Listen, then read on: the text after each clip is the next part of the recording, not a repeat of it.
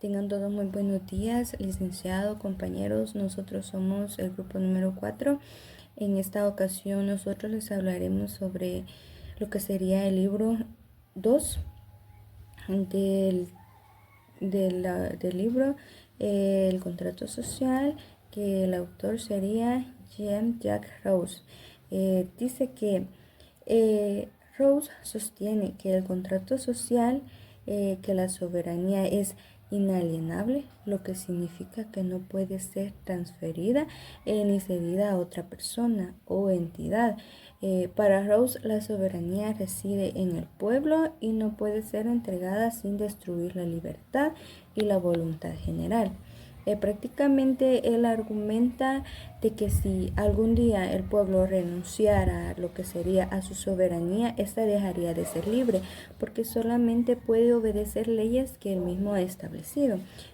Prácticamente esta idea sería la clave en su teoría, que la democracia y la participación directa en la toma de decisiones. Siguiendo con la siguiente teoría, esta sería sobre si la soberanía es indivisible. Para Rousseau, la soberanía reside en el pueblo como un todo, no en un solo gobernante o en grupos separados. Según para Rousseau, la soberanía pertenece al pueblo. Esta no puede ser fragmentada en diferentes instituciones o delegaciones o venir directamente de un monarca. Es inalienable, no puede transferirse ni puede ser dividida sin destruir la voluntad general. Es indivisible porque no puede separarse en poderes distintos, como por ejemplo ejecutivo, legislativo y judicial, como el modelo de Montesquieu, porque esto afectaría prácticamente a la expresión de la voluntad general. Para Rousseau, él criticaba el modelo representativo, ya que creía que los ciudadanos debían participar activamente en la toma de decisiones. Siguiendo con la tercera teoría, si la voluntad general pudiera errar. Según Rousseau, dice que sostiene en el contrato social que la voluntad general siempre busca el bien común, pero reconoce que puede errar en su aplicación. Esto ocurre cuando los ciudadanos al votar o decidir se dejan llevar por intereses particulares en un lugar general. Prácticamente para Rousseau, la voluntad general no es simplemente la mayoría de votos, sino que realmente lo que beneficia a todos. Si los ciudadanos están, digamos, mal informados o manipulados, pueden elegir algo que no represente el bien común y general para todos. Sin embargo, él cree que cuando los ciudadanos están digamos, bien educados y participan activamente, la voluntad general tiende a corregirse y guiarse hacia la justicia. Siguiendo con la siguiente presentación, sería sobre si Rousseau aborda los límites sobre el poder soberano. Es prácticamente el contexto de su teoría política. Para Rousseau, la soberanía reside en el pueblo y se expresa a través de la voluntad general. Sin embargo, este poder no es ilimitado, pues debe ajustarse a ciertos principios fundamentales, como por ejemplo, la soberanía es inalienable, no puede ser transferida a un monarca o una élite, porque pertenece al pueblo en su conjunto. La segunda sería que la soberanía es indivisible, no puede fraccionarse sin perder su esencia. Ya que la voluntad general es una y no puede ser fragmentada sin alterar su naturaleza. La tercera sería que no puede violar los derechos fundamentales, aunque el pueblo soberano, digamos, tome sus decisiones, deben de acomodarse a la justicia y al bien común. Pero esta no, digamos, no le interesa los deberes particulares, Bien, siguiendo con el próximo capítulo, que es el derecho sobre la vida y la muerte, Jean Rawls prácticamente dice que aborda el derecho de la vida y la muerte en el contrato social.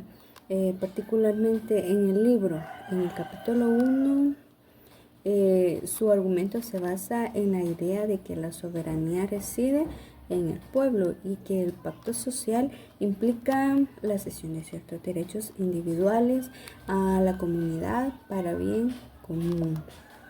Bien, en esto pues prácticamente Rousseau sostiene que la forma un contrato social, los individuos renuncian pues a su libertad absoluta y a cambio reciben la protección de la comunidad. Como consecuencia, el Estado tiene el derecho de imponer penas, incluso la pena de la muerte, si es necesario, para reservar el contrato social y la seguridad del cuerpo político. Sin embargo, esta facultad solo es legítima cuando la existencia de un individuo amenaza a la comunidad o a la comunidad en todo su conjunto. Para él, la ley es la expresión voluntad general, es decir, la voluntad colectiva de los ciudadanos orientada al bien común y no simplemente la suma de intereses individuales. Algunas características que menciona Rousseau conforme a la ley, la primera sería expresión de la voluntad general. La ley debe representar los intereses comunes de la comunidad y no de un grupo particular. En la segunda característica puede ser el carácter general y abstracto. Dice que esta no debe enfocarse en casos individuales ni en favorecer a sectores políticos en la sociedad o de la sociedad. En la tercera puede ser el fundamento en la soberanía popular. La soberanía prácticamente reside en el pueblo y solo el pueblo puede legislar a través de su propia voluntad general. La cuarta, que sería obligatoria para todos. Como la ley proviene de la voluntad general, todos los ciudadanos debemos y deben de someterse a ellas, pues al obedecer se obedecen a sí mismos y etcétera. Las 5 sería garantía de la libertad y de la igualdad, que dice que la ley debe asegurar y guardar a todos los ciudadanos, debe de velar por el bien de todos, sean tratados y que sean tratados de manera equitativa y que no haya excepción en ningún aspecto o racista y que nadie tenga pues algunos privilegios injustificados o que no tengan cualquier explicación alguna. Rawls diferencia entre la ley que emana la voluntad general y la administración del gobierno, que solo ejecuta esas leyes. Para él, cuando las leyes dejen de representar la voluntad general, el contrato social se rompe y se justificará la resistencia del pueblo. Tengan todos muy buenas tardes. A nuestro equipo nos tocó desarrollar el segundo libro de la obra El Contrato Social, el cual se llama Que la soberanía es inajenable. Acá tenemos 3 puntos muy importantes. Este principio proviene del pensamiento de Jean-Jacques Rousseau en el contrato social. Significa que el poder soberano que pertenece al pueblo no puede ser transferido ni vendido. Ningún gobierno legítimo puede renunciar a su autoridad en favor de un individuo o grupo, sin destruir la esencia misma de la soberanía. En otras palabras, la verdadera soberanía radica en la voluntad general del pueblo y no puede ser cedida sin traicionar este principio. Como segundo punto importante tenemos el papel del legislador. En la obra se menciona que puede crear una sociedad justa. Se necesitaría una figura excepcional, un legislador que comprenda profundamente la naturaleza humana, sin estar limitada por sus propias pasiones e intereses. El legislador no gobierna directamente. Su función es diseñar un sistema de leyes que permita el funcionamiento de la sociedad, pero no es quien las ejecuta. Un ejemplo de Platón y Calígula. Platón en su obra La República imaginó un gobernante filósofo, ideal, que crearía las mejores leyes basadas en la razón. Calígula, por el contrario, pensaba que los gobernantes decían ser dioses para tener autoridad absoluta, una visión totalmente opuesta. Como tercer punto, tenemos que la dificultad del gobernar bien. Aquí se compara al legislador con un mecánico que diseña una máquina.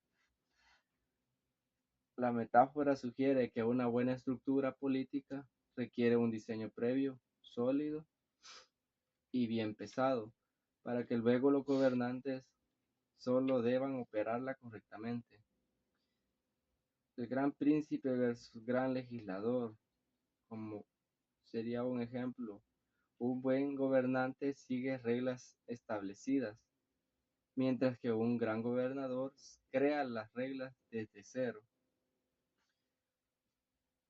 Ejemplos históricos: Moisés Licurgo en Esparta y Solón en Atenas son considerados grandes legisladores, porque no solo gobernaron, sino que establecieron las bases políticas y jurídicas sobre sus pueblos. Como enseñanza final de la obra, tenemos que nos deja una reflexión sobre la dificultad de construir un sistema de gobierno justo y estable. Nos advierte que la soberanía del pueblo no debe ser sacrificada y que las leyes deben diseñarse con sabiduría y visión a largo plazo. También nos hace cuestionarnos si es posible encontrar gobernantes realmente justos y desinteresados en el poder. Gracias.